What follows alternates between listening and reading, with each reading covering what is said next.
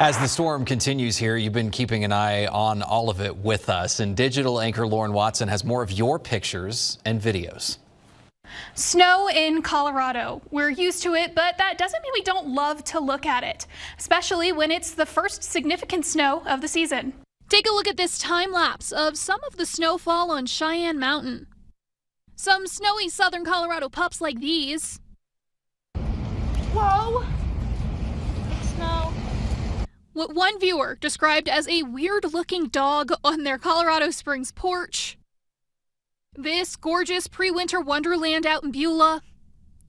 A snow-covered skeleton in Stetson Hills.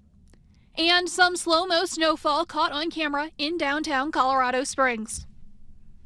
We love seeing your pictures and videos, and as this snowstorm continues, you can continue to share with us at KKTV.com. Lauren Watson, KKTV 11 News.